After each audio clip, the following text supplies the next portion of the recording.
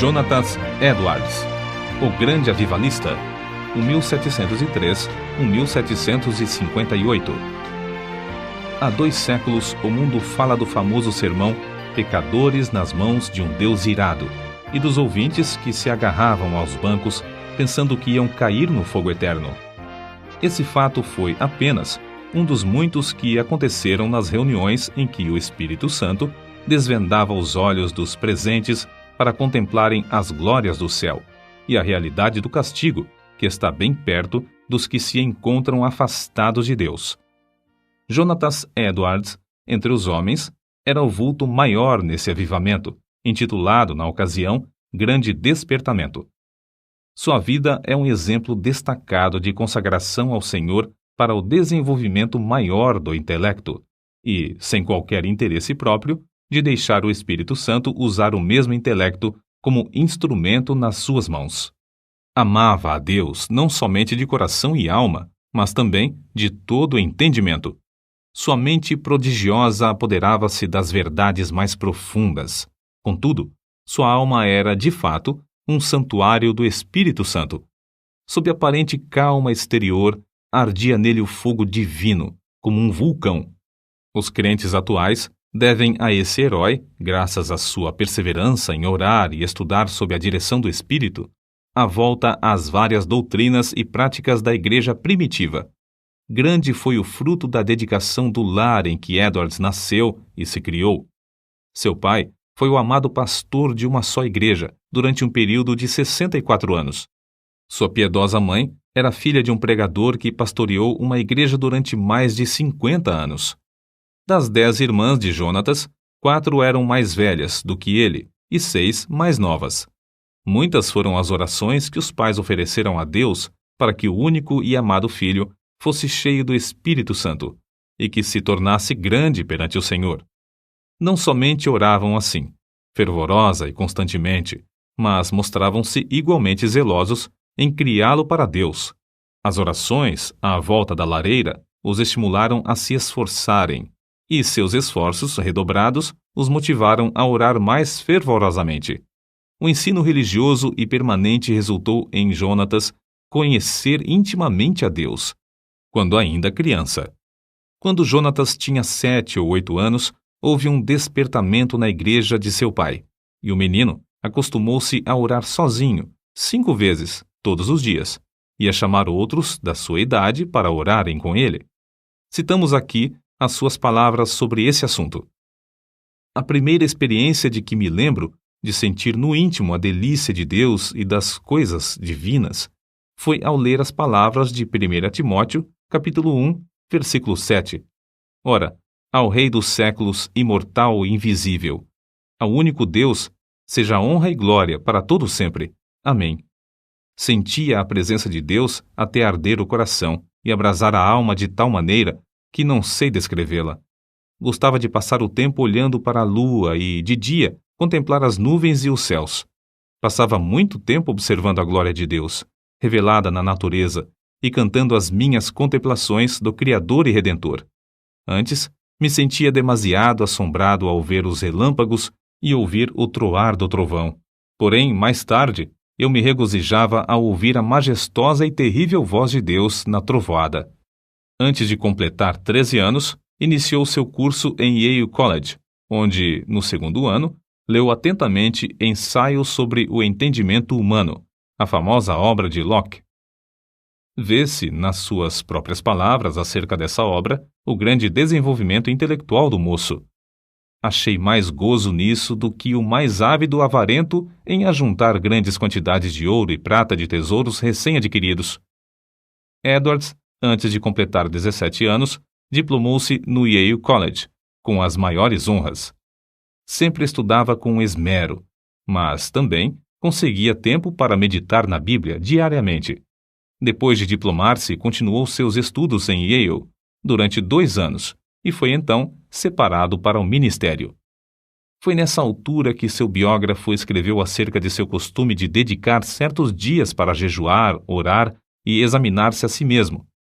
Acerca da sua consagração, com a idade de 20 anos, Edwards escreveu: Dediquei-me solenemente a Deus, e o fiz por escrito, entregando a mim mesmo e tudo o que me pertencia ao Senhor, para não ser mais meu qualquer sentido, para não me comportar como quem tivesse direitos de forma alguma, travando, assim, uma batalha com o mundo, a carne e Satanás, até o fim da vida. Alguém assim se referiu a Jonatas.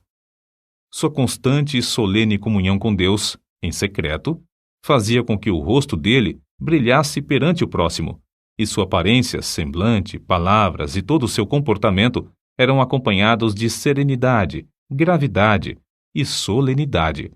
Aos 24 anos, casou-se com Sarah Pierrepont, filha de um pastor, e desse enlace nasceram, como na família do pai de Edwards, 11 filhos.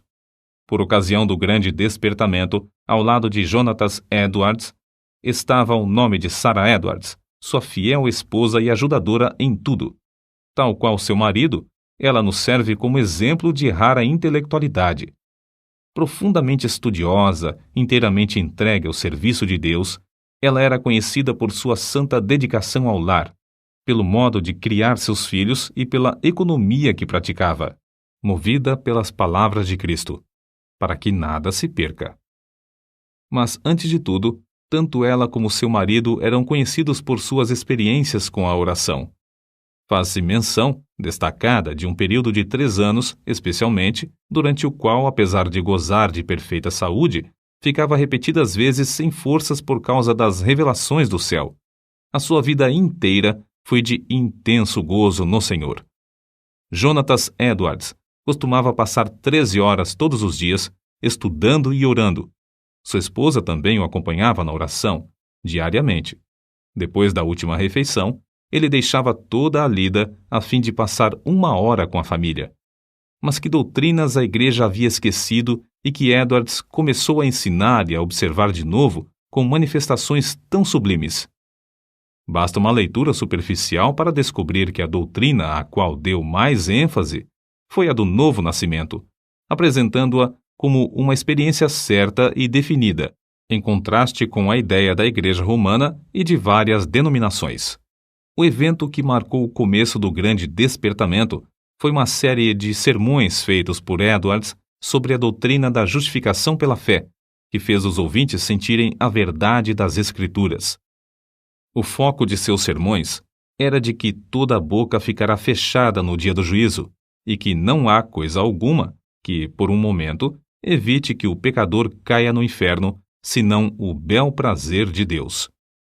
É impossível avaliar o grau do poder de Deus derramado para despertar milhares de almas para a salvação, sem primeiro nos lembrarmos das condições das igrejas da Nova Inglaterra e do mundo inteiro nessa época. Quem até hoje não se admira do heroísmo dos puritanos que colonizaram as florestas da Nova Inglaterra? Passara, porém, essa glória e a igreja, indiferente e cheia de pecado, encontrava-se face ao maior desastre. Parecia que Deus não queria abençoar a obra dos puritanos, obra que existiu unicamente para a sua glória. Por isso, no mesmo grau em que havia coragem e ardor entre os pioneiros, houve entre os filhos perplexidade e confusão. Se não pudessem alcançar de novo a espiritualidade, só lhes restava esperar o juízo dos céus. O famoso sermão de Edwards, Pecadores nas mãos de um Deus irado, merece menção especial. O povo, ao entrar para o culto, mostrava um espírito leviano e mesmo de desrespeito diante dos 5 pregadores que estavam presentes. Jonatas Edwards foi escolhido para pregar. Era homem de 2 metros de altura, seu rosto tinha aspecto quase feminino e o corpo magro de jejuar e orar. Sem quaisquer gestos, encostado num braço sobre a tribuna, segurando o manuscrito na outra mão, falava com voz monótona. Discursou sobre o texto de Deuteronômio, capítulo 32, versículo 35, ao tempo em que resvalar o seu pé. Depois de explicar a passagem, acrescentou que nada evitava, por um momento, que os pecadores caíssem no inferno, a não ser a própria vontade de Deus, que Deus estava mais encolerizado com alguns dos ouvintes do que com muitas pessoas que já estavam no inferno, que o pecado era como um fogo encerrado dentro do pecador e, com a permissão de Deus, pronto a transformar-se em fornalha de fogo e enxofre, e que somente a vontade do Deus indignado os guardava da morte instantânea. Prosseguiu então, aplicando o texto ao auditório. Aí está o inferno com a boca aberta. Não existe coisa alguma sobre a qual vós vos possais firmar e segurar. Entre vós e o inferno existe apenas a atmosfera. Há atualmente nuvens negras da ira de Deus pairando sobre vossas cabeças, predizendo tempestades espantosas com grandes trovões.